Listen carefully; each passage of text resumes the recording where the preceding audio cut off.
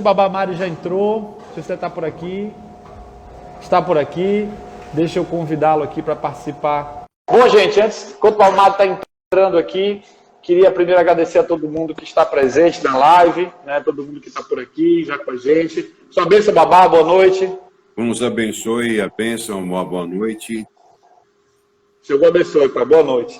Então, eu estava aqui comentando, né, abrindo aqui nosso espaço para a gente conversar um pouquinho, né, aproveitar que hoje é uma sexta-feira, pedindo licença ao Batalha para a gente poder falar um pouco sobre Exu, né, no dia da noite de hoje. E queria também dizer ao pessoal assim, que o grande propósito desse trabalho, que a gente chama de Aprendendo com a Espiritualidade, é que a gente possa, né, cada vez mais agregar, trazer mais conhecimento, trazer mais informações, ajudar cada um de vocês a, né, tendo informações, tendo pessoas falando sobre os assuntos, possa cada um construir o seu entendimento. A gente não está aqui falando de verdades absolutas, é importante que se diga isso, porque cada casa tem a sua maneira, a espiritualidade do dirigente, né, uma puxa para um lado, outra puxa para o outro, ainda mais a Umbanda, né, onde a gente tem aí diversas influências, né? Então, o nosso entendimento aqui é de que existem tantas religiões quanto os indivíduos existirem, né? Já falava Gandhi, já dizia isso, né? Cada um vai interpretar de uma maneira e sentir de uma forma. Então, hoje a gente tem com a gente Babá Mário Filho, né? Babá Mário Filho é dirigente do Templo Espiritual Caboclo Pantera Negra e do Ile Ifá Adiaguma Leolotoaie, né? Mestre e doutor em Ciências Políticas. Então, Babá, mais uma vez, boa noite, mais uma vez, muito obrigado pela sua generosidade. Por favor, fique à vontade aí. Eu que agradeço ao convite. Primeiro vamos saudar Ibalo do Maretereca, Ibalo Milá Parapetu, Ibalo Milá Bababonideku, Ibaixu Lalu Guiriocó, Ibaixu Lalu Guiriocó, Ibaixu Lalu Guiriocó, Ibaixu Lonã, Ibaixu Lopá, Ibabobo Exu, Irebobo, Irebobo, Irebobo. Então, uma saudação para que nós tenhamos toda a proteção espiritual de Deus e especificamente hoje de Exu sobre o assunto que vamos discutir então. Que ele nos conduza então, Babu. Bem, pai, como eu falei contigo, a ideia, eu trouxe aqui algumas perguntas, né, para que a gente possa falar um pouco sobre esse tema. A live ter como proposta a desmistificação de Exu, mas de novo, trazendo mais informação, mais conhecimento sobre a figura Exu dentro da Umbanda. De novo, não é proposta de verdades. E eu vou deixar também um espaço aberto para quem quiser fazer pergunta, tá? Eu prefiro que faça na caixinha, porque aí depois a gente vai vendo as perguntas ao longo da live. Fechado, pai? Então, okay. Eu queria começar... Oi? Ok. Então, eu queria começar a live falando sobre Exu, mas Exu Orixá, né? Exu Orixá é um orixá, é uma figura que dentro da Umbanda, de uma maneira geral, ele é praticamente esquecido. Não sei se o senhor concorda comigo, né? Então eu queria falar de Exu Orixá, eu queria falar, Exu é um orixá, Exu é um Lumolé, Exu, dentro das suas características, de Olopá, Axé, Onibodê, Akoda.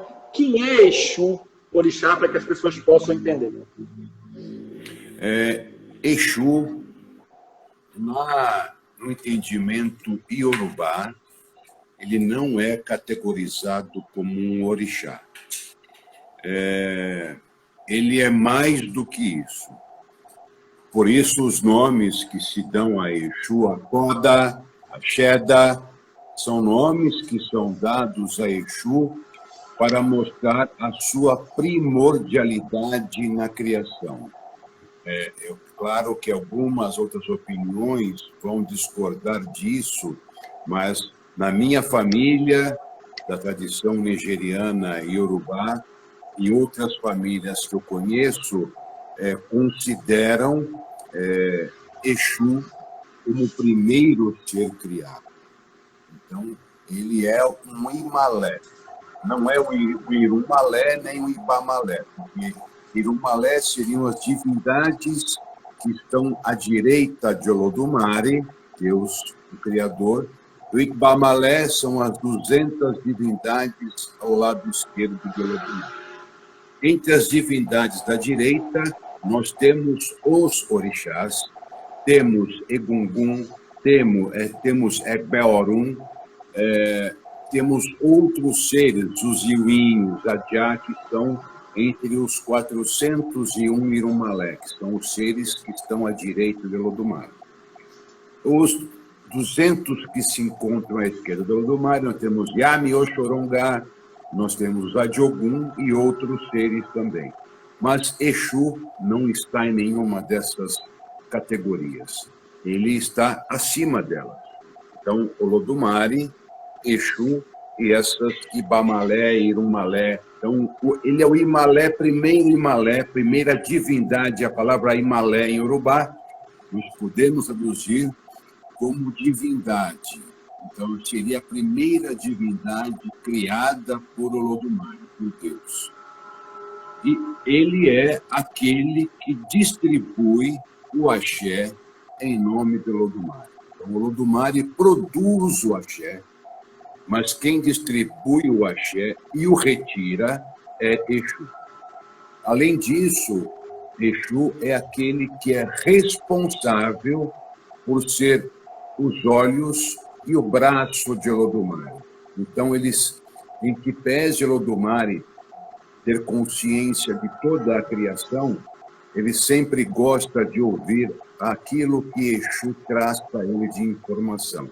Por isso o nome Laroye, que é o comunicador, é ele que traz a comunicação de todo o universo para Olodumare. Então ele traz as informações sobre os seres humanos, como é que o mundo se encontra.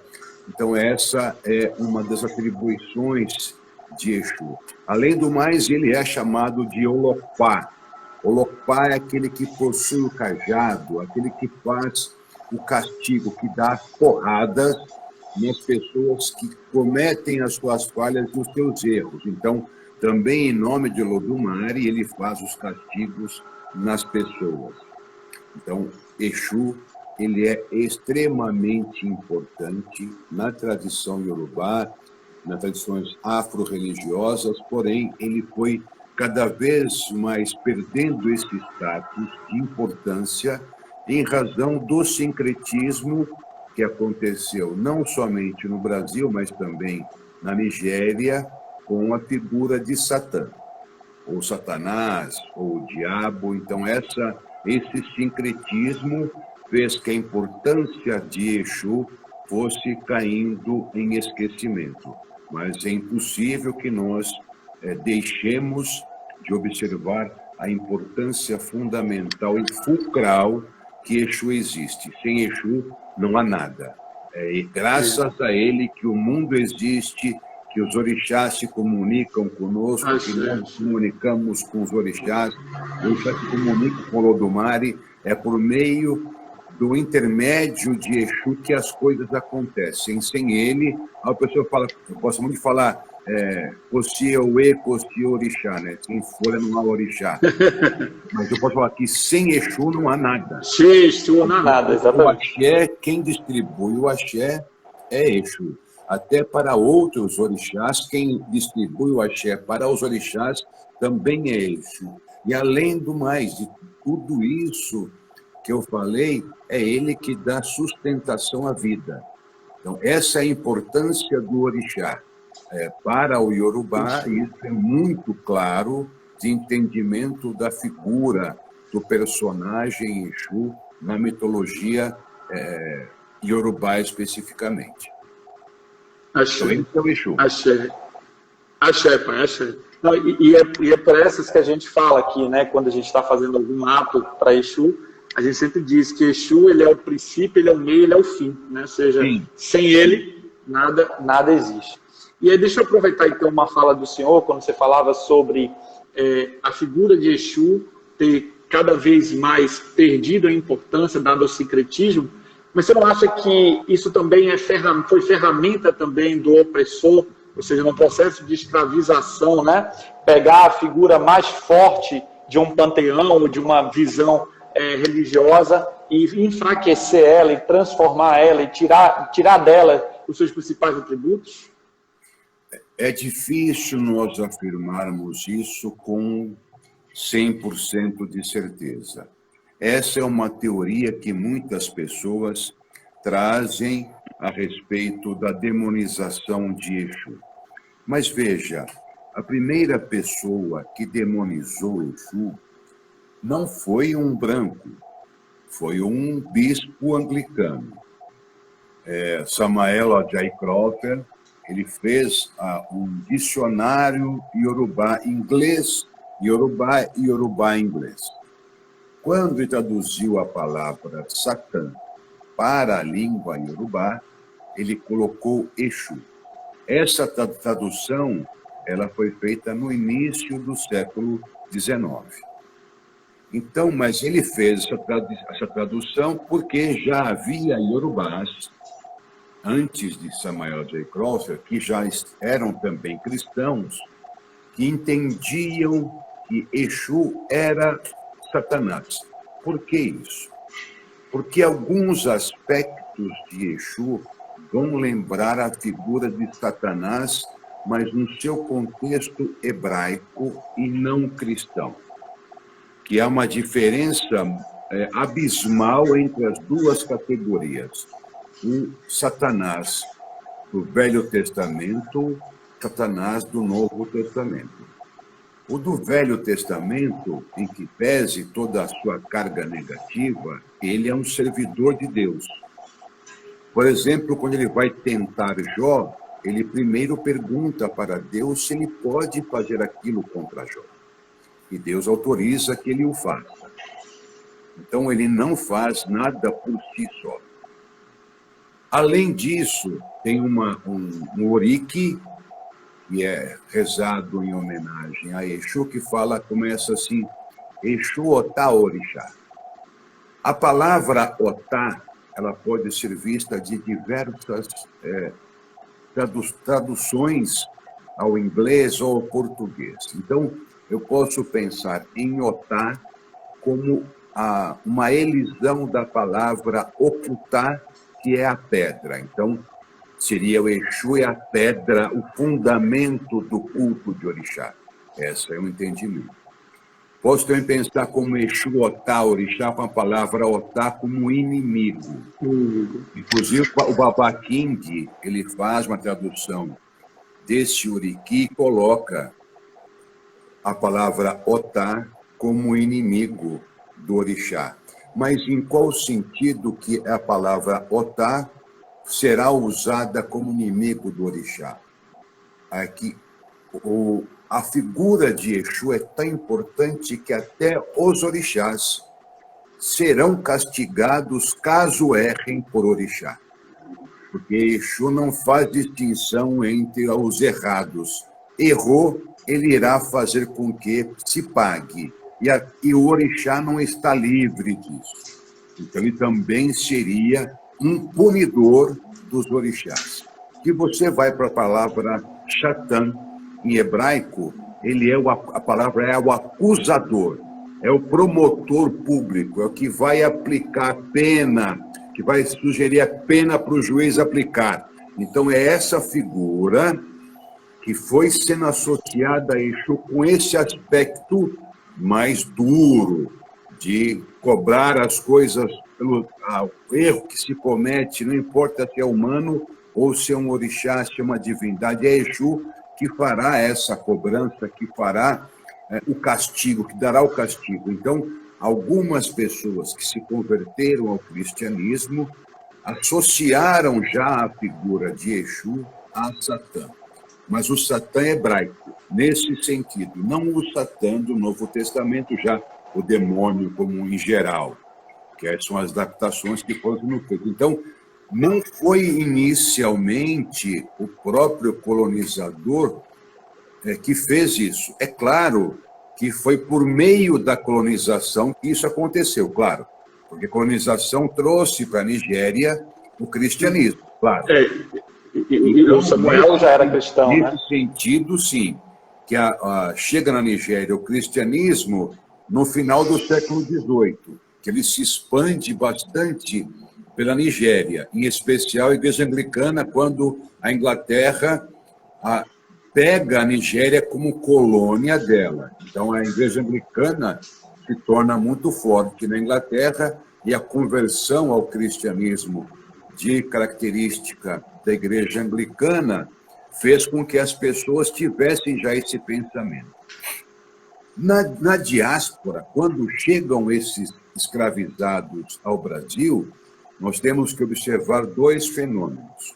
A mantença da tradição iorubá e as adaptações que eu tenho que fazer no novo país. E também a forma de me proteger. Se há uma ideia que Exu poderia ser o Satanás, poderia ser o malvadão, o diabão, por que eu não usar a fama dele contra o opressor? Assim, aí já é da pessoa mesmo que cultua ele, sabendo da fama, usar como ferramenta de ameaça. De ameaça comigo que eu tenho Exu que me protege. Eu tenho Exu, vou botar Exu em cima de você. Sim, então foi até uma estratégia de sobrevivência que o escravizado também adotou, inclusive com outras etnias, quando havia algum problema, porque nós não podemos esquecer que as etnias em África não viviam um paraíso. Havia etnias, povos, que estavam em conflito. Tanto é que grande parte da escravização do povo iorubá se dá em razão do conflito entre dois impérios, duas forças em terras nigerianas, que é Ilé-Ifé e Oió. Quando o império de Oió cai, muitos dessas pessoas de Oió vêm para o Brasil escravizadas. Por isso o candomblé brasileiro ele tem tantas características próximas da forma como Oió encheu o culto de orixá. Não é tão próximo quanto ele é em pé, mas o nosso candomblé ele é muito mais próximo do entendimento que o povo de Oió tem a respeito de orixá. Não é a mesma coisa, mas o candomblé é mais próximo da ideia do culto de orixá do antigo império de Oió, o atual estado de Oió, cidade de Oió, na Nigéria. Entendi. Então, dentro do que você está falando, pai, esse processo de demonização de Exu, né, que hoje a gente vê, por exemplo, movimentos como Exu Exalta Satã, né, Exu Exalta Satã, que acontece no final do ano, né, que é já um movimento que as pessoas, né, de Exu não é o diabo, inclusive a gente faz parte desse movimento, quando chega lá a época a gente também posta algumas coisas, é muito mais complexo do que só dizer que é porque Exu estava ligado à sexualidade, isso tinha a ver com o diabo do Novo Testamento, enfim, então é muito mais complexo do que isso, né? Agora... Isso também está ligado. Então, todas essas questões, elas vão se amalgamando e vão se somando a uma série de outras. Então, é impossível falar, é só isso. Não é só isso. São vários, é um imenso quebra-cabeças de mais de 1000 peças que você vai ter todo o trabalho de ir montando e que demora, porque cada pecinha vai ter um significado que só vai estar completo o quebra-cabeça quando eu acabar de montar tudo. Da mesma coisa para entender o complexo do que significa Exu e da forma que ele foi sendo modificado na diáspora. E também na terra Yorubá, porque a propaganda, o programa que existe em terra Yorubá hoje nasceram em terra Yorubá, que Exu não é Satã. E aí você tem dentro desse caldeirão aí do que vai, digamos, demonizar Exu, você vai ter até depois ocultistas, outras pessoas falando de relações de Exu com Goécia, enfim, né, com tantas outras questões também. Né? Sim. Veja, quando chegam os Yorubás no Brasil, eles chegam no século XIX, fim do 18 e início do 19. É quando chegam os Yorubá. Até então, não havia Exu no Brasil. O pessoal ficava, como? Não havia. Porque nós só tínhamos as etnias Bantu e um pouco do Jeje. Para o Jeje, nós é um étimo genérico para se referir a inúmeras etnias que compõem hoje o país chamado Benin. Inúmeras etnias, que hoje coabitam o país chamado de Benin, que é o antigo Daomé. Então, o antigo Daomé, o Império do Daomé, que tem essa característica de diversos povos, também eram trazidos para o Brasil, mas a figura de Exu já existia entre o povo do Daomé, que é Elegbá. Então, Elegbá, que é o senhor do poder, já existia já no Benin na troca cultural que havia entre Benin e Nigéria. Então, Exu penetra no Benin, assim como Ogum penetra no Benin, assim como Chuponon penetra no Benin, há uma troca, assim como o Nanã vem, como o Molu. O Nanã vem para cá, e eu há uma troca entre os dois povos. Dan vira o Xumaré. Essas trocas entre Benin e Nigéria, que são países fronteiriços, aconteceram lá também. Então, já a figura de Exu, mas com o nome Elegbá ou Legba, que aqui no Brasil ficou Lebara, como a Pombagira, um erro tremendo, porque é um nome masculino e quer dizer Senhor do Poder. Senhor do Poder. Então, é um nome masculino dado a Exu, mas como termina em A, assim como Pambundila é um nome masculino também, Senhor dos Caminhos, como termina em A, acabou virando feminino. Mas ambos os nomes se referem a um personagem masculino. Tanto é que o aspecto de Exu, com toda a sua virilidade sexual, ela sempre existiu. Ele também assim como ele é o que penetra, ele é o que entra. O que fecunda, né? Que fecunda. Então, tudo isso tem a ver com Exu também. Então, não dá para nós associarmos essas situações também de Exu. Mas, voltando ao Brasil, não havia Exu. Então, havia os cultos Bantu e os cultos Jeje, que não eram tão profundamente difundidos no Brasil. Vamos pegar entre os Bantu, a gente vai conhecer o Calundu, vamos conhecer a Cabula, vamos conhecer a Macumba, o Orodere, outros cultos que vêm com os Bantu, que vão também sendo modificados no Brasil, porque a distância, tanto geográfica quanto a distância dos costumes, vão construindo uma nova sociedade Bantu no Brasil, em que eles vão adquirindo os costumes, tanto do colonizador quanto do indígena, e também vão haver trocas entre eles, porque no Quilombo, por exemplo, as pessoas creem que só havia escravizado. Não, no Quilombo havia, além de escravizados, além de pretos e pretas, havia pessoas brancas e havia também indígenas, porque o Quilombo se tornava um local de comércio. Então, um local de abrigo, um local de segurança, quilombos que duraram 100 anos de existência e virou uma cidade. Então, nós tínhamos no Quilombo não só escravizados, mas mais pessoas. E tudo isso foi sendo trocado nos quilombos, nas senzalas, no dia a dia dos escravizados.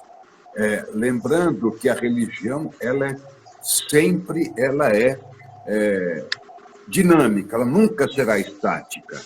E ela vai sempre buscando amealhar, buscando encontrar outros elementos que possam ser aglutinados para manter a sua existência.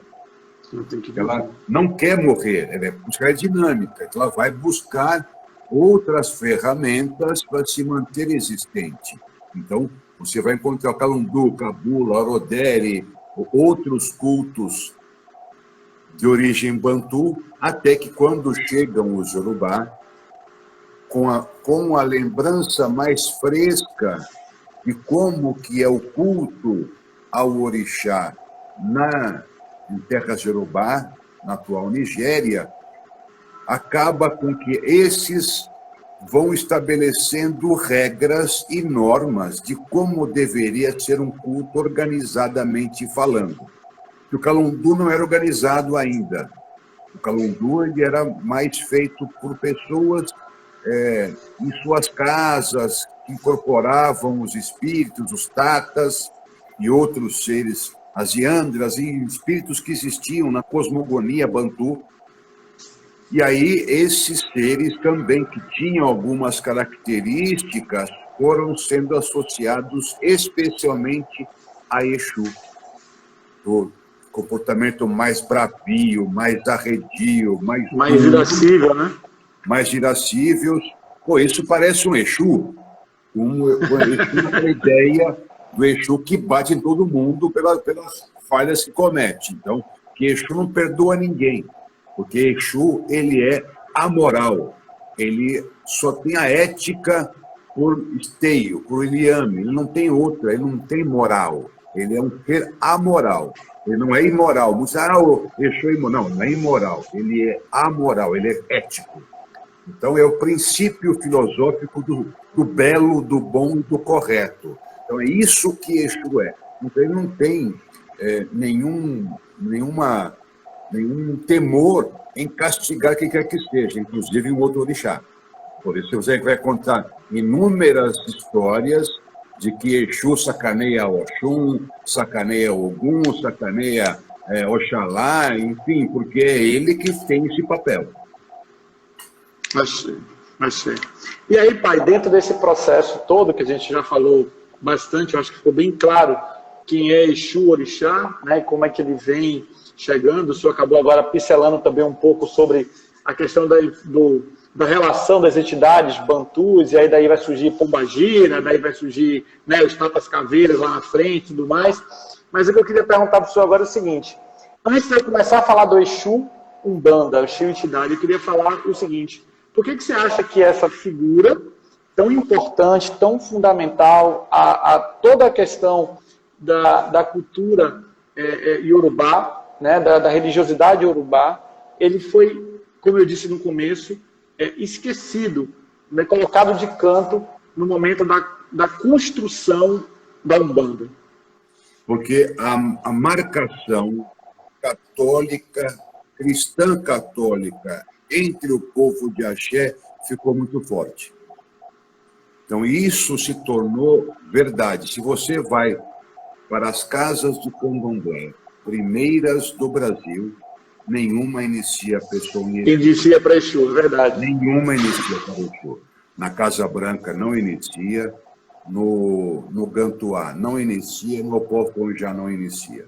São as 3 primeiras casas de candomblé do Brasil. Elas não iniciam Exu.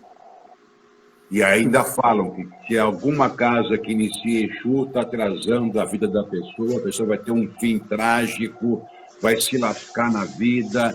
E todos os personagens do Brasil que foram iniciados para Exu foram muito criticados, as suas atitudes perante o desenvolvimento da religião iorubá, religião do candomblé ou da Umbanda. Eles foram sempre marcados por muitos problemas, por muitos falatórios. Então, a figura de Satanás, ela realmente deturpou por completo a compreensão de Exu e fez com que as pessoas se afastassem mais e mais de Exu, porque não queriam ter contato com o diabo católico. Com essa é a construção do Satanás católico. No entanto, havia outros que só queriam esse aspecto disso. Os que queriam usar como um poder de ameaça, né? Claro, não só isso, mas ao longo do tempo nós vamos ter, primeiro, o livro que fez essa construção ser marcada, que é o livro Umbanda, Magia Branca, Quimbanda, Magia Negra, de Lourenço Braga. Lourenço Braga escreve esse livro em 1939. Esse livro arrebenta de edições. A última que eu vi estava na 28ª edição, nos anos 50 ainda, porque ele foi uma febre entre o mundo macumbístico. E se estabeleceu desde então que a Umbanda só faz o bem e a Quimbanda só faz o mal. E aí Exu se demarcou isso, e aí Exu ele foi levado para o universo da Quimbanda. Não mais o Exu Orixá, mas Sim. o Exu, a manifestação normal que existia entre o povo Bantu de incorporar baculos, que são os antepassados, e espíritos que nós podemos chamar da natureza. Então, essas incorporações, manifestações mediúnicas que existiam, elas entraram também como algo da Quimbanda, sendo esses 6 números Exu, Pombagira, além disso, do preto velho quimbandeiro, o caboclo quimbandeiro, que também são agressivos, não são compreensivos, são muito duros. Doutrinados. Que não são doutrinados, enfim, aí todo esse universo que não era bem aceito, aí sim, é o que você falou, é o colonizador atuando. Essa separação é o colonizador atuando. Eu tenho que enfraquecer a macumba. Como é que eu enfraqueço a macumba? Dividindo a macumba entre Umbanda como prática do bem, a Quimbanda como prática do mal. Lembrando que a macumba é a mãe da Umbanda. Se não houvesse a macumba... Sim. Então, nesse sentido, a macumba desaparece quando a Umbanda e a Quimbanda ficam já separadas e tudo aquilo que eu buscava no terreiro de macumba. Porque os terreiros de macumba, nós temos que entender que eram espaços bastante democráticos. Havia as pessoas da alta classe média, da classe média alta, da classe média, que frequentavam a macumba como clientes. E os pobres também iam, a classe média baixa, classe baixa, os pobres também frequentavam os mesmos espaços. O que essas pessoas buscavam na macumba? A resolução para todos os seus problemas. Todos. Amarração, para quebrar um competidor de negócios, para promover, para o político ganhar a campanha eleitoral, com as marmotagens feitas por algum espírito que pudesse atrapalhar um outro candidato. Então, isso existia. Era o que a macumba fazia. Porque era onde eu podia buscar esse auxílio, não havia outro lugar. Então, essa higienização, ela foi acontecendo antes de Zélio. A higienização já começou a acontecer antes de Zélio. A Umbanda, depois de Zélio, se torna esse higienismo típico do início do século XIX, que corrobora também com o higienismo europeu, que vai juntar com o fascismo italiano e com o nazismo alemão. Também reflete isso no Brasil. Você vai pegar Nina Rodrigues, por exemplo, no século XIX, que ele tem todo um arcabouço metateórico como um médico de colocar que a raça negra, no contexto que ele escreve, é formada de pessoas de baixa intelectualidade, que não conseguem crescer, que são pessoas de nível inferior, são quase animais. Por isso que também foram classificados no Brasil o escravizado como semovente. O semovente é equiparado, a designação que eu dou para animais. Então, vaca, porco, ovelha e escravizado. Eram semoventes. Então, você vai ver nos espólios das heranças, lá classificado semoventes, 2 pontos, tantos burro, tanto gado, tanto escravo, porque ele é visto não como um ser humano, mas como um animal. E isso foi justificado pela ciência.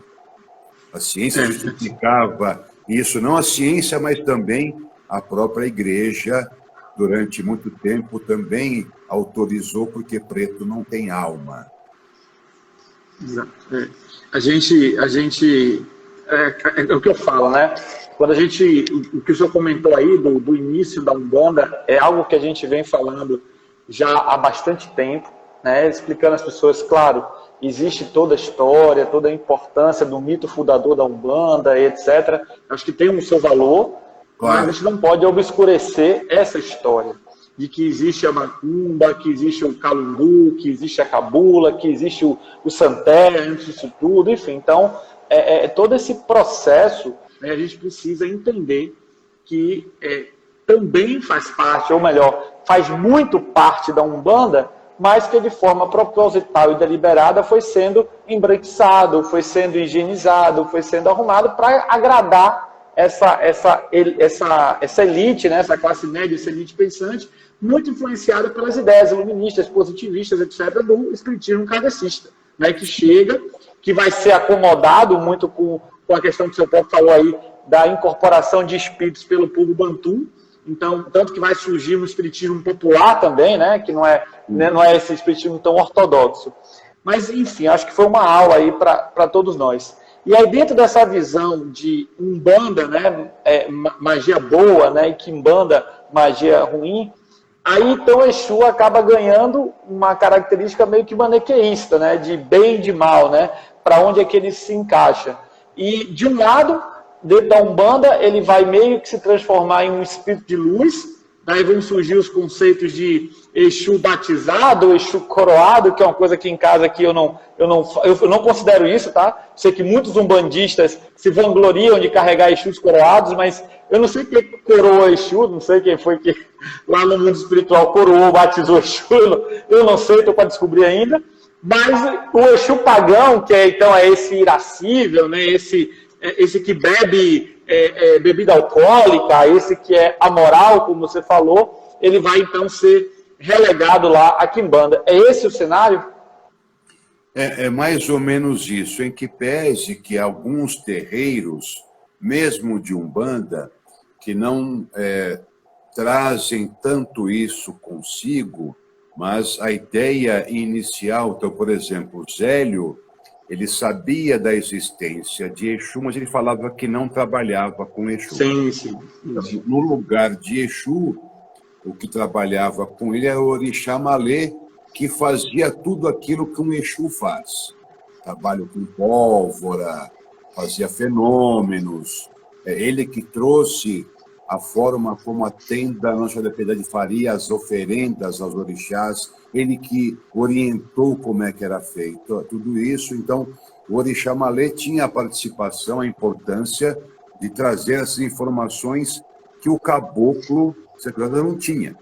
Então, é um Orixá Malê que vai dando a forma como a condução da tenda vai sendo feita. Então, a importância, até a importância do Orixá Malê é relegada ao segundo plano, porque ele não é um branco, ele é um muçulmano. Um muçulmano. Então, Bolsas Cruzilhadas, ele foi um padre de Malaquita. Então, até isso, Pai Antônio, por exemplo, quem fala de Pai Antônio? Quase ninguém. Pai Antônio se manifestou em Zélio antes do Cabo de Cruzilhadas. O primeiro que se manifestou foi Pai Antônio. Foi Pai Antônio. Mas quem fala isso? Ninguém, porque não interessa, o Pai Antônio é preto. Então, por isso que a gente fala que é o mito da criação, né? As pessoas... Pai Antônio é um preto, então foda-se. Exatamente. Ele só aparece, incorpora em Zélio, depois de 5 anos que teria havido a incorporação das Sete Cruzilhadas. E aí, quando a Umbanda tem tem um nome, que se chama Alabanda. Alabanda, sim. E aí veio uma pessoa fazer um comentário num outro grupo de discussão que a Alabanda nunca existiu. Porra, está escrito isso, Zélio fala sobre isso. Ele fala. Não, A Labanda foi em homenagem ao Orixá Malê, porque como ele é muçulmano, era a banda de lá. Ele explica isso. Vem uma pessoa e fala, ele nunca falou, mas tem gravação disso, gente. Está escrito pelos autores de época. Mas, enfim, a pessoa não quer aprender sobre isso, ela se faz aquele ouvido de mercador. De mercador, né? Isso eu não quero ouvir. Isso eu não quero ouvir. Não, nunca falou isso, mas está escrito. Não está escrito. Mas ele fez uma gravação, está identificado. Mas aí, pai, não tem o que fazer, né? É fake news. Então, isso que nos causa muita estranheza, porque as pessoas se recusam a estudar, elas se recusam a conhecer algo além daquele seu mundinho de Bob, o seu mundinho cor-de-rosa, de enxergar que o mundo ele tem inúmeras outras cores que não só o rosa. E o mundo é muito mais violento do que se tenta pregar. Sim. É um mundo maravilhoso, utópico e assim por diante. Então, esse Exu, que adquire essas características cada vez mais malévola, o ponto de ápice é o livro do Aloysio Fontenelle, escrito em 51, o livro O execrável livro Exu. É com essa desgraça desse livro que Exu passa a fazer par com os demônios dos grimórios do século XIV, que é os demônios da Goécia. Porque até então ainda não havia essa ligação forte, né? Pode alguém dizer que sim e tal, mas não existia nenhum autor clássico da macumba que tivesse colocado isso. O primeiro a fazer foi ele. Aí depois dele, uns 30, 40, foi na mesma esteira e cada um piorando mais ainda. E aí até que nos anos 70, isso ficou quase que uma verdade. Né? Eu trabalha com demônios da Goécia e essas desgraças todas. E quanto mais eu trabalho com mais demônio, mais foda eu sou. Voltando à ideia do escravizado que usava Exu para se proteger, agora o cara usa Exu para se promover. Eu sou o Dark Side, eu sou o homem mais desgraçado, filha da puta do universo. Então, eu vou te dar dinheiro, eu vou te dar proteção, a iniciação é 35 pau, quer não quer, e eu vou vai mexer com a galera que... vai mexer com a galera que nem de ser humano gosta, né? Se o pessoal soubesse que merda é essa. Inclusive eu li, pai, não li o livro todo, mas eu li uma parte, assim, é nojento, né? O que a pessoa fala. Pra gente que tem uma outra visão, tem que ter muito estômago. Mas aí eu vou mudar um pouco a pauta, e aí só trocando uma ideia mesmo com uma pessoa mais experiente. Eu acho que o conceito que a gente usa hoje, quer dizer, na minha casa eu não uso esse conceito, tá? Mas que eu vejo muita gente usar na Umbanda, que é o conceito do ponto riscado, que são essas mandalas, né? Eu acho que tem um pouco de influência aí, né? Tem um pouco de nascedor, né, nesse conceito, né? Das mandalas, enfim, dos círculos de proteção, né? Nessas questões, né?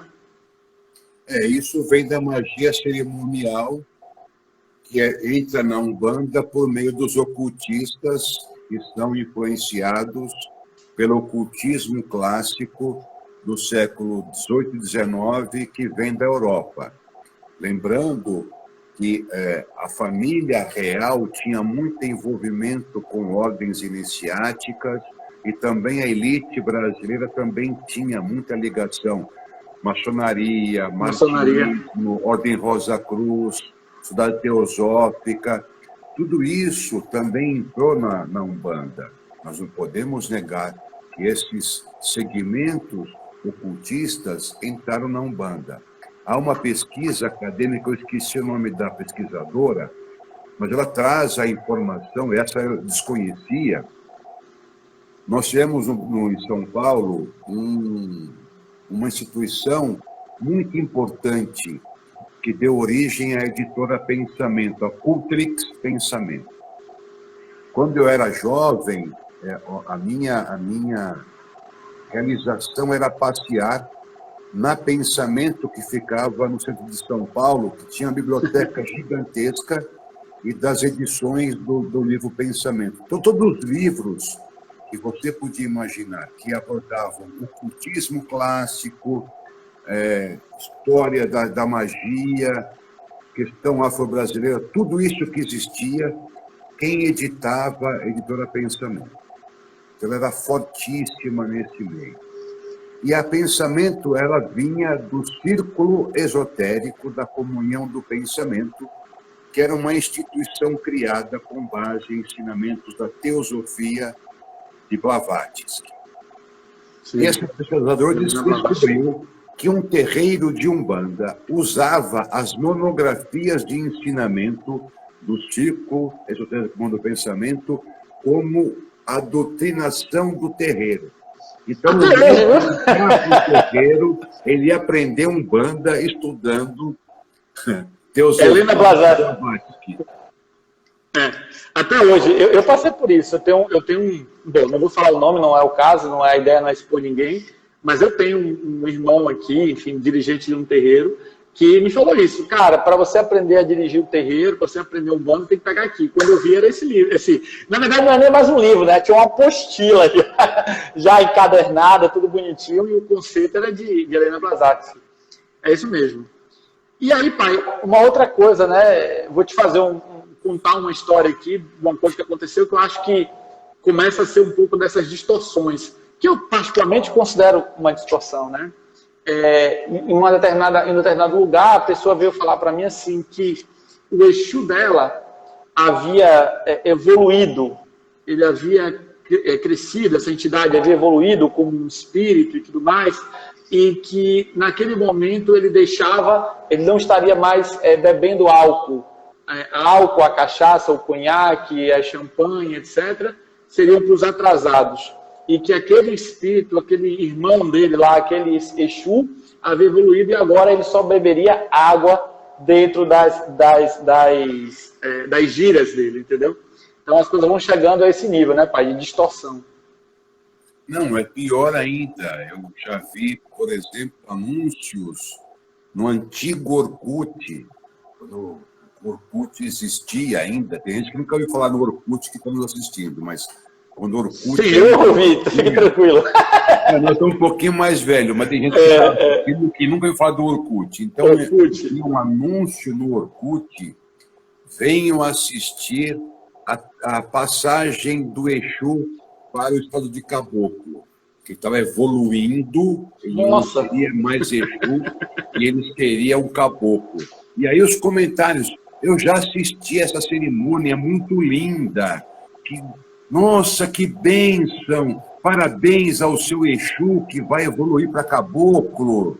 Sabe, até isso nós temos. Então isso que você me falou é de menos.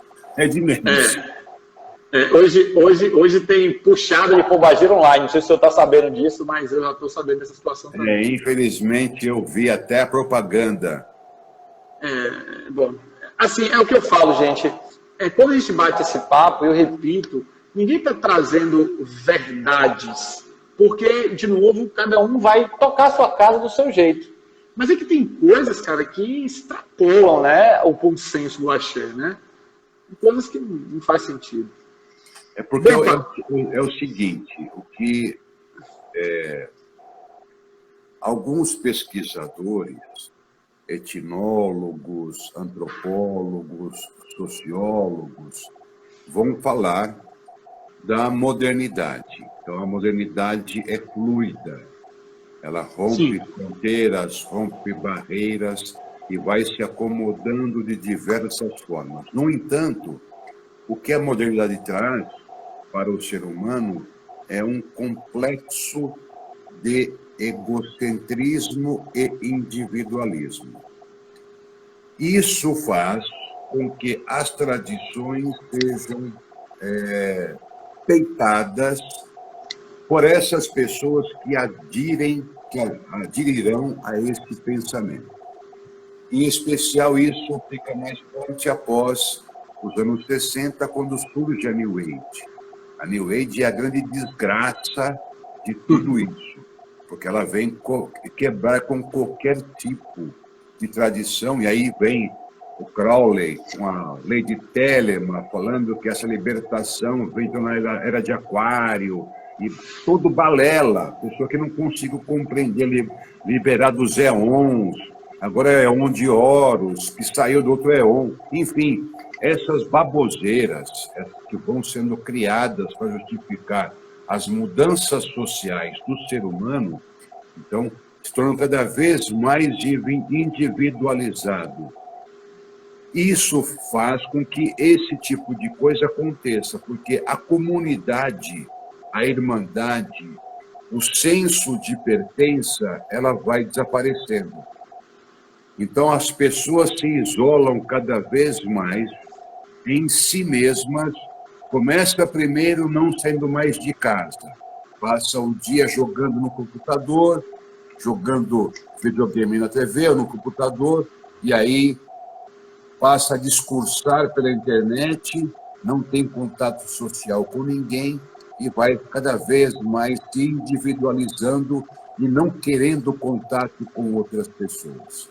Então, o senso comunitário, que é o princípio básico da religião afro, que é a comunidade. A comunidade sim.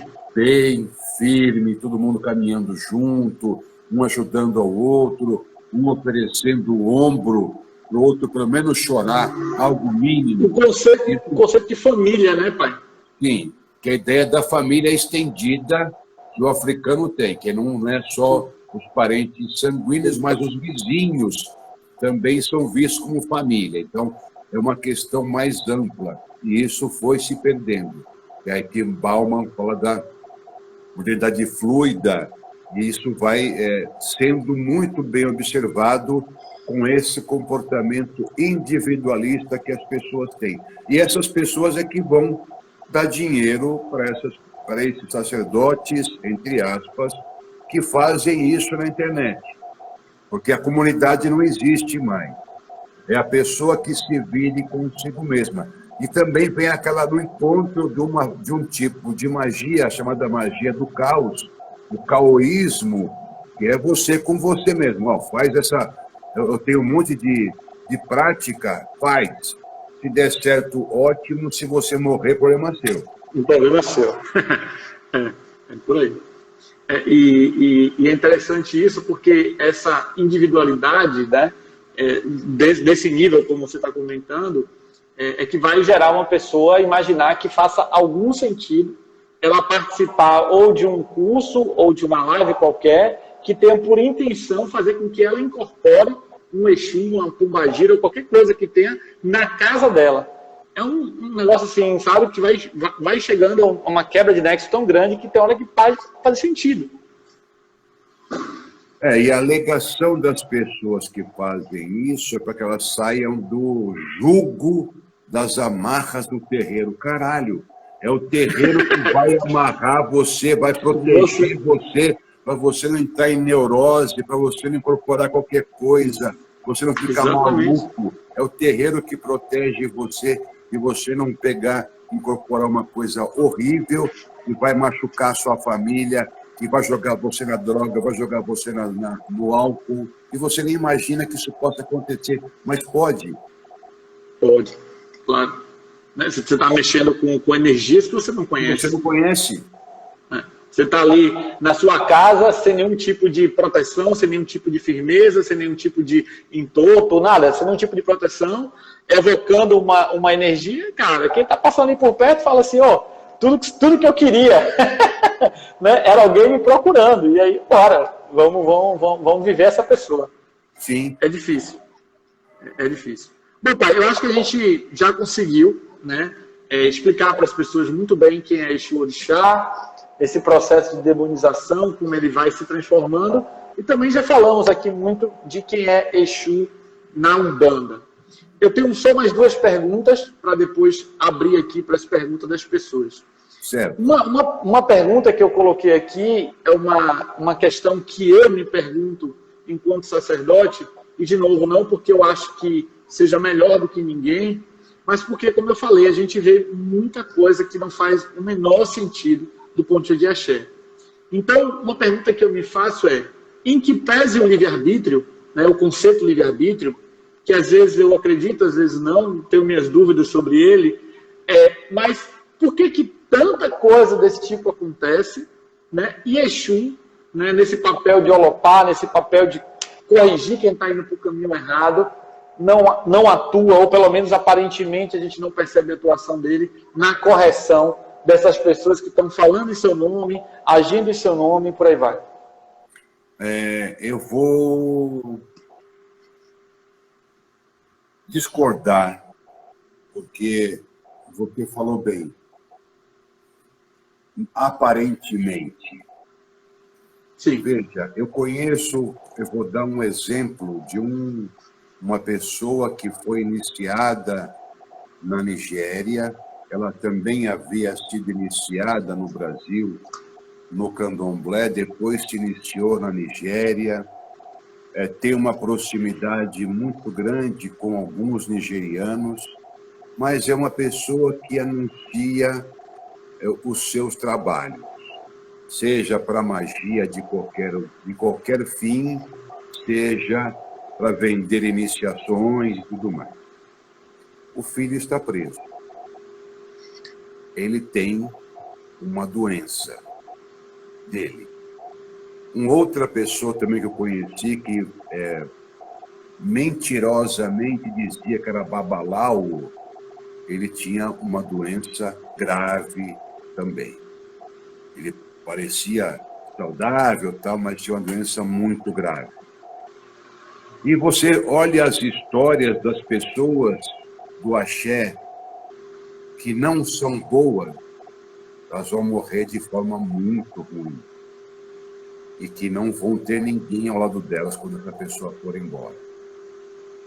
Ao passo que as pessoas, quanto mais corretas e honestas elas são, elas vivem mais e vão morrer, tipo, deitou e morreu. Não ficou internada 3, 4 meses, teve que amputar os pés, depois amputar as pernas, depois amputar não sei o quê, ficou cego, ficou surdo. Eu conheci sacerdotes que eu fui visitá-lo em sua casa e, sabedor de que ele, às vezes, fazia alguma coisa, aí eu falo, não ética, não estou dizendo imoral, não ética, que ele, para andar, precisava segurar em alguém, ou segurar, se apoiar na parede, não conseguia se locomover sozinho. Mesmo com bengala era difícil de se locomover. Então,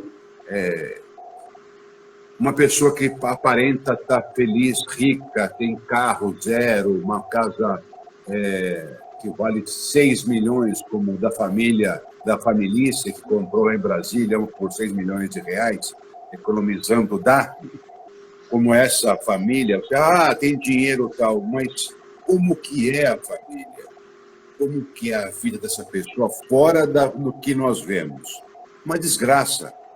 Filho drogado, filho preso, a pessoa não vai deitar à noite para dormir, coloca a cabeça no travesseiro, não tem paz. Não tem paz. É o tempo inteiro preocupado com aquilo que está fazendo.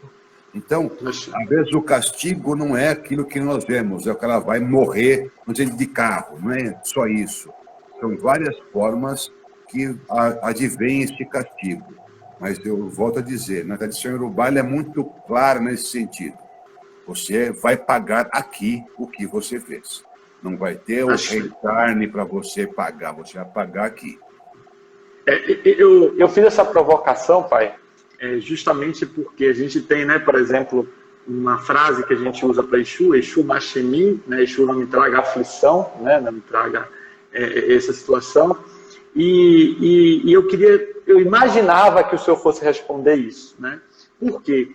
Porque é uma pergunta que eu ouço muito e que eu vejo muitas pessoas que fazem trabalhos sérios, porque independente de vertente de Umbanda, porque o meu molocô, porque a minha astral, não importa. A ética espiritual, né, a boa condução espiritual está além disso, né? Sim. Então, nesse sentido, eu ouço muitas boas pessoas se queixaram. Eu falo sempre, cara, a gente costuma, né, a gente acha que a dor física, que a porrada, que a pancada, que cair e bater a cabeça, que, sei lá, ser atropelado, que isso é a pior dor. Mas existem muitas mais dores, muito mais profundas, como você acabou de falar, né? Do filho preso, da doença incurável e tudo mais. Então, eu acredito muito nisso, sabe, pai? Eu acredito muito que esse martelo da justiça, que essa pancada do policial, né, que Olopá também quer dizer isso, né, policial, ela acontece, né? E Sim. Aí você me contou uma história, eu vou, né, compartilhar contigo, exatamente o que aconteceu com a minha mãe. A minha mãe é minha zeladora, né? Dona Diva Maria, né, Tilariô, né, que está aí no mundo espiritual. Ela vai fazer 3 anos de falecida, né? E ela... Obrigado, pai. E foi exatamente assim com ela. Ela adoeceu de uma hora para outra, de forma inesperada, assim, a gente não sabia. Na verdade, ela faleceu sem saber exatamente do que foi que ela faleceu. E foi muito rápido, né? E ela internou numa noite e faleceu na madrugada daquela noite. Ou seja, ela não ficou internada, ela não sofreu. E acredite ou não, enfim, depois que ela faleceu, ela veio conversar comigo, ela veio, né, eu tive a oportunidade de falar com ela, e ela disse exatamente isso. Meu filho, aquilo que estava previsto para mim, eu não queria. Então, eu tive a permissão, né, de seguir o meu caminho. A gente sabe que ela já estava com açúcar muito alto, né, as pernas já estavam aquele aspecto meio plastificado, sabe? Então, muito provavelmente, ela teria que amputar as pernas e tal. E eu não consigo nem imaginar como seria a vida dela pela pessoa que ela foi, né? Pessoa que eu digo a encarnação, o espírito continua, mas pela pessoa que ela foi em vida, né? Pela energia que ela é, por tudo que ela fazia, imaginar a vida dela ou como ela viveria essa vida, por exemplo, com as 2 pernas amputadas. Então, eu agradeço todos os dias ao Ludumare, todos os dias ao Oxum. Minha mãe era iniciada para Oxum, né? Por terem dado essa permissão a ela de, enfim, seguir esse sofrimento, porque, de fato, ela ajudou muita gente, agiu com muita ética e merecia isso, né? Então, pai, minha última pergunta, né? Tem 4 perguntas aqui. Minha última pergunta, e, de novo, um assunto que tem a ver com essa questão que eu queria ouvir a tua opinião pessoal, né? Na Umbanda, desde o começo da história da Umbanda, né, é muito comum você ter pessoas que ela tem uma mediunidade ostensiva, né, então ela tem um guia, seja ele um caboclo, um exu, enfim, mais variados, que começam a se manifestar naquela pessoa, e aí elas começam a atender em suas casas, começam a passar um banho, tal. E aí aquela casa, que normalmente era casa particular, né, acaba se virando esse terreiro, né, acaba ganhando esse espaço, que às vezes vira um espaço maior, vai para um outro lugar e tal, mas começa dali. Em determinado momento, né, começa a ter a necessidade da iniciação de pessoas dentro da filosofia, falando Brasil, né? Claro que se for falar de Nigéria, o motivo de iniciação é outro. Estou falando do Brasil, né? Sim. E aí, uma pessoa que não foi iniciada começa a iniciar outras, né? Então, ou seja, ela está dando aquilo que ela não recebeu, falando de axé, né? Dando aquilo que ela não recebeu. E uma outra situação que eu já ouvi também mas não fui eu que fiz, foi o caboclo. E aí, minha contrapartida para a pessoa foi o seguinte, cara, quem tem que saber as coisas do seu processo é você. O caboclo tem um conhecimento também limitado. Não é porque ele é uma entidade, não é porque ele é um espírito, que ele sabe tudo, né? De tudo, todo. Cada um tem, né, o seu entendimento. O que você acha desse fenômeno? Eu acho mais um sintoma dessa doença que causou a modernidade do individualismo, que a pessoa ela se considera especial. Então, é o egocentrismo, o individualismo, Nossa, eu não preciso que ninguém me inicie, já nasci pronto, já nasci feito. Então, Eu ouço muito isso. é enorme. Eu me lembro de uma pessoa que foi muito próxima a mim, um sacerdote de Umbanda, o Molocô, Pai Valdivino, uma pessoa extraordinária, uma pessoa espetacular. Ele veio para São Paulo, ele é de Minas Gerais, veio para São Paulo aos 19 anos. Ele trabalhava já em terreiro como médium em Minas Gerais. Quando ele veio para São Paulo, nos anos 40, 50, ele acaba também tendo essa questão de atender as pessoas em casa. Ele trabalhava num terreiro e aí, em casa, começou a atender pessoas em casa. Disso virou um terreiro. Aí ele me contando a história. Mário, eu tinha que aprender como que se fazia corretamente. Porque os meus guias eles podiam saber, mas não sabiam tudo. Isso, palavras dele. Aí foi buscar, ele se iniciou com o pai Jamil Rashid. E se iniciou com ele e começou a praticar, mudou algumas coisas na casa dele. Só dali, então, que começou desde que o Jamil Rashid autorizou que iniciasse pessoas, que passou a se iniciar pessoas na casa dele, no templo de Umbanda São Sebastião. Então, o Pai Valdivino, ele buscou a iniciação, ele buscou o aprendizado. Você precisa aprender. A palavra dele falou para mim, eu precisava aprender, Mário. E outra coisa que é fundamental que as pessoas entendam. Quem inicia um ser humano é um outro ser humano. Não existe iniciação do espírito. Não existe. Pode haver algo entre os indígenas. Ele vai passar por um ritual xamânico no qual ele entrará em contato com os seus ancestrais que lhe darão o conhecimento adequado para ele, quando ele voltar a si, tornar-se um xamã. Porém, antes desse fato, ele passa por um monte de rituais iniciatórios até chegar o momento em que ele vai ter vai se apagar, vai para o mundo espiritual para ter o ensinamento final, dentro das características do povo dele.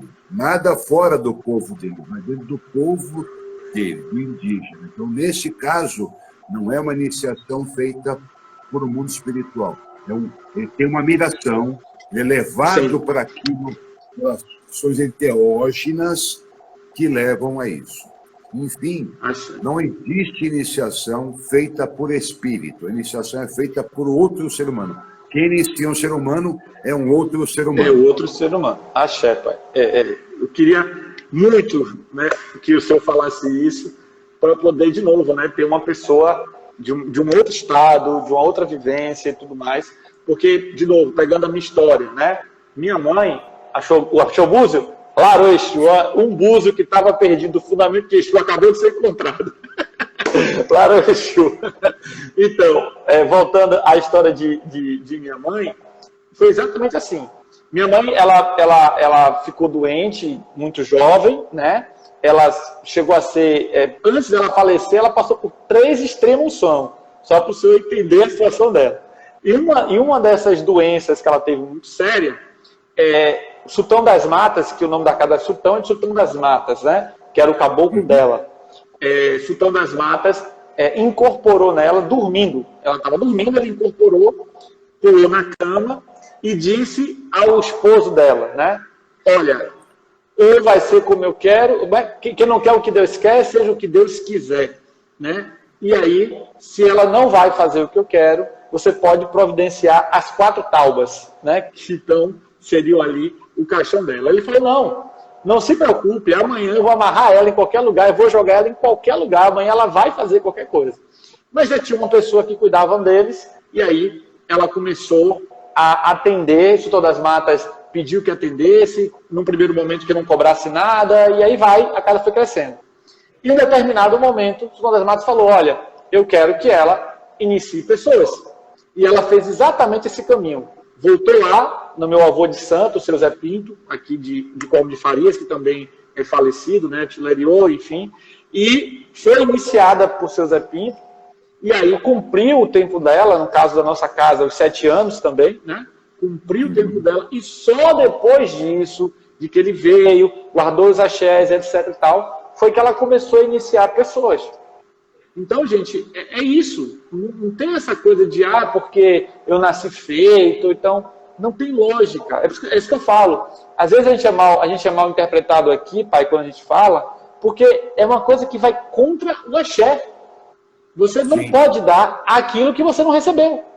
É simples assim, né? Se você não recebeu, você não tem como passar. Pai, vou fazer as perguntas aqui. Tem 5 perguntas, gente, por causa do tempo. E vamos lá. Primeira pergunta. Nesse contexto de Exu Elopá, como a gente sabe se está no caminho certo? Bom,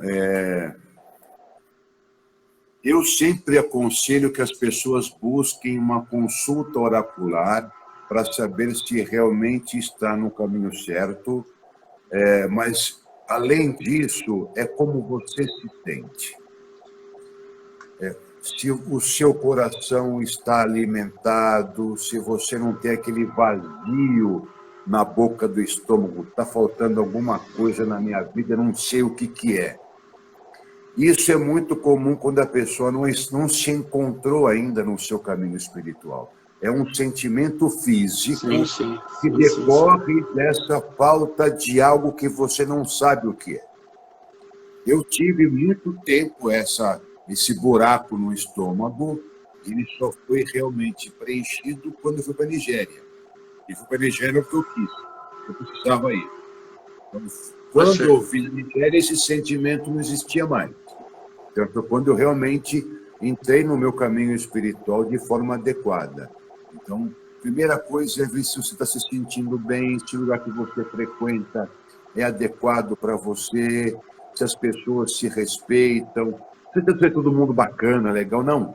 Que haja respeito no espaço, que os sacerdotes, a sacerdotisa, sejam pessoas que buscam ter a ética, o comprometimento com as coisas espirituais. É isso que importa. Esse sentimento que deve ser buscado para saber se está ou não no caminho certo. Achei. Aí a gente vai falar de uma outra figura, né? A gente vai falar de Ori, né? Muito mais do que Exu. Né? Se o Ori está conectado ao alcance, o Ori está ligado ao nosso coração, esse sentimento, né? Tá, enfim, tudo alinhado. Beleza, vamos lá. Segunda. Babá, é possível discorrer sobre a frase Exu faz o erro virar acerto? Não, é só uma forma de dizer o quanto que ele é poderoso. Então, não é o erro, no geral, eu fiz uma coisa errada e essa coisa errada que eu fiz vai virar uma coisa certa. Não, é uma estrada sinuosa que ele deixa ela reta. É esse tipo de erro, não o erro que eu cometo. Então, na interpretação, às vezes a pessoa olha, o Exu vai transformar o meu erro em acerto. Não, não é isso. Coisas que poderiam dar errada, que poderiam ser erradas na minha vida, que poderiam me arrebentar, ele consegue arrumar. É isso que é o erro em acerto. Porque também tem a característica meio atemporal, né? Ou seja, daquele que vai lá e volta, né? Enfim. Sim. Bom, vamos lá. Tem uma pergunta no texto aí, daqui a pouco eu faço ela, deixa eu seguir aqui. Qual a diferença de Exu na Quimbanda e Exu na Umbanda e como esses espíritos vieram para dentro desses cultos? Acho que já falou um pouco disso, né? Sim. O Exu da Quimbanda é o mesmo Exu da Umbanda, não tem nenhuma diferença. A diferença é o Exu Orixá com o Exu da Umbanda, que não tem nada a ver uma coisa com a outra. É importante que se diga, tá, gente, que a manifestação extracorpóreo, ou seja, como o caboclo, como o Exu, ou como qualquer outra energia vai se manifestar, depende de como você, indivíduo, a enxerga. Sim, é verdade. Né? Então, ou seja, se eu vou para a Quimbanda e lá eu entendo que Exu é o malvadão, é o diabão, é isso, aquilo, outro, a minha incorporação vai ser muito mais violenta. Não porque necessariamente ele o seja. Entende? Mas é porque eu entendo dessa maneira, eu enxergo dessa forma. Então, mesmo que ele, na essência dele, seja mais tranquilo, mas eu vou manifestar, né? Ou seja, aparentar ser muito mais violento, muito mais isso, muito mais aquilo, porque é a maneira como eu me enxergo. É a mesma coisa, eu falo todo dia isso.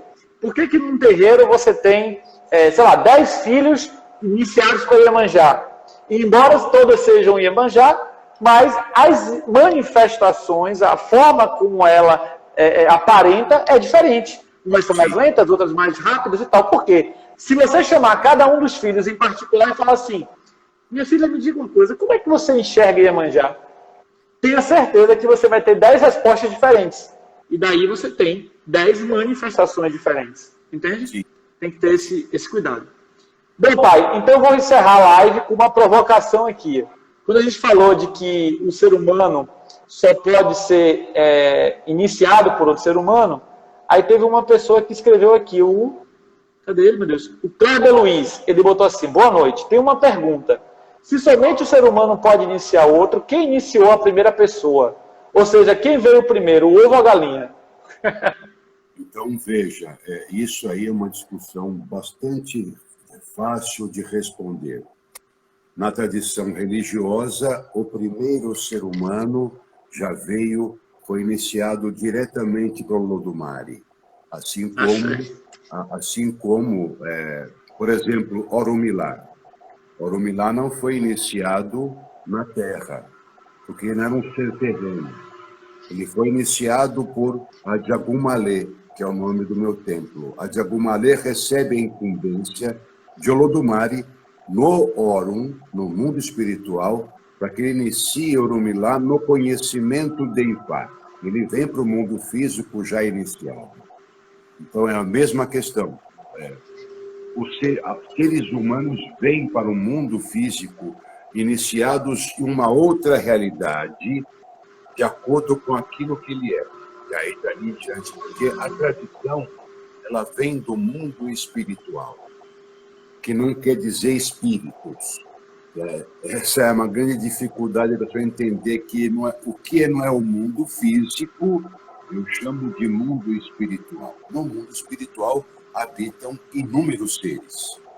E eu nem conheço todas as denominações desses seres que habitam no mundo espiritual. Mundo espiritual. Cada lugar vai dar um nome para esse ser.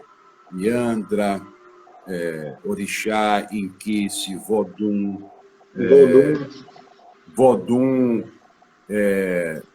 Baco, Atenas, todos os nomes, divindades grega, romana, cada grupo humano terá a sua própria forma de entender isso. Então, quando as pessoas me fazem essa pergunta aí, desse tipo, é uma pessoa que realmente faz a provocação e tentando justificar alguma coisa que não tem justificativa.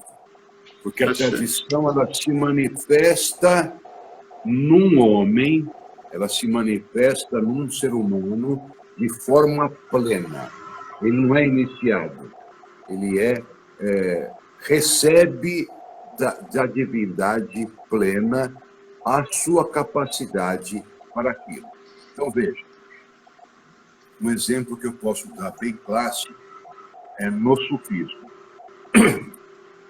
O Islã tem a sua prática espiritual, a sua prática mística chamada sufismo. Como que funciona o sufismo? Você é iniciado para fazer a prática sufi. Tem iniciação, você não consegue, você não tem autorização para fazer determinada prática. E mesmo que você as faça, você não alcança aquilo que a prática poderia trazer de benefícios completos. Quem que é o primeiro iniciador de todas as questões sufis? Na tradição islâmica, o profeta Muhammad. Quem que inicia o profeta Muhammad? O anjo Gabriel. Mas ele já vem do mundo espiritual com essa incumbência. É a mesma coisa, o Oromilá iniciado por Adiagum Malê. Nessa história, a mesma coisa. Então, ele já vem iniciado do mundo espiritual, porque ele ainda era do mundo espiritual. Quando ele põe os pés no Aie, somente alguém que já botou o pé no Aie que pode iniciar alguém no Aie. Achei. Não, isso assim, tem uma explicação também, né? Que é a questão da missão dada a Oxum, né, de fazer o ser humano, de fazer o espírito voltar à Terra, né, através do Elegum, que eu não sei se é do Brasil, se é da Nigéria, enfim, mas eu sei que também tem essa outra explicação de que quem teria iniciado o primeiro ser humano seria Oxum, né, nessa tentativa de trazer o orixá de volta para a Terra, né, de fazer ele incorporar no ser humano e voltar à Terra. Mas o fato é que, como o senhor acabou de falar, essa iniciação transcende. E tem um ponto que eu queria só para colocar nessa questão, é que você tem que também pesar o que quer dizer iniciação, né? Porque iniciação nada mais é do que uma outorga para acessar um determinado conteúdo. Então, né, a Adiagum Malê pega o Orunmila e mostra a ele todo o destino, todo o caminho, toda a sabedoria do universo e dá outorga a ele acessar esse conhecimento. E assim todas as pessoas que são iniciadas, na verdade, elas são preparadas para poder acessar um conhecimento que ainda não foi, né, iniciado, não tem um preparo e não deve acessar. Então, basicamente é isso. Só para continuar o exemplo, Orunmila, quando ele vem do mundo do Orun para o Aie, o primeiro ser que foi iniciado para Ifá no mundo físico foi Ogum. Porque Ogum se manifestou no mundo físico, mas não era iniciado para Ifá, para Orun. Então, Orunmila, quando ele se manifesta, depois que ele vem depois de Ogum, Ogum reconhece a sua sabedoria e aí ele é iniciado por Orunmila. No mundo físico. Os dois são no mundo físico. Anteriormente, ele foi do mundo espiritual. Então, lá, alguém do mundo espiritual inicia alguém do mundo espiritual. Então, a Adiagum Malê não iniciou Orunmila na Terra. Orunmila no mundo espiritual. Achei. Bom, pai, acabaram as perguntas, né?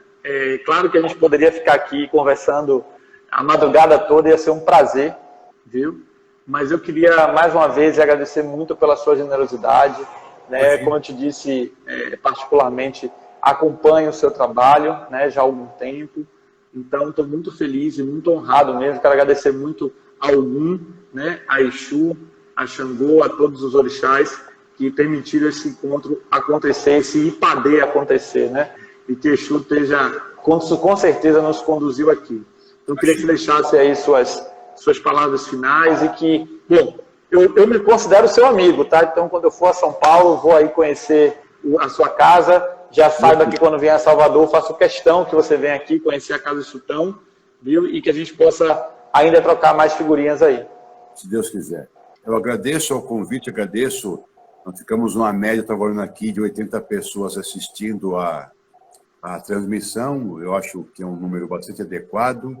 E estou à disposição. E rogo ao Olodumare que os abençoe a todos e que Exu os encaminhe sempre para o bom caminho. Axé. Meu Urumbafé. Beijo, obrigado a todos, gente. Lembrando, tá, o pessoal que acompanha a casa, amanhã tem sessão, né? Sessão que é o giro, né? Como alguns chamam, aqui em casa não chamam de sessão, mas é o giro. Amanhã tem às 18 horas. Eu peço que as pessoas que venham dê uma olhada lá no stories que eu coloquei com o pedido de ajuda para a cesta básica, né? A gente hoje tem 10 famílias cadastradas aqui, que a gente, né, todo mês a gente fornece cesta básica para elas, então é muito importante que a gente consiga contemplar isso. E fiquem atentos que outras lives virão, outras questões aí vão acontecer ao longo do mês de março. Fechado, gente? Obrigado, Pai, sua bênção. Boa noite, bom descanso. Um grande abraço. Um grande abraço. Tchau, tchau, pessoal.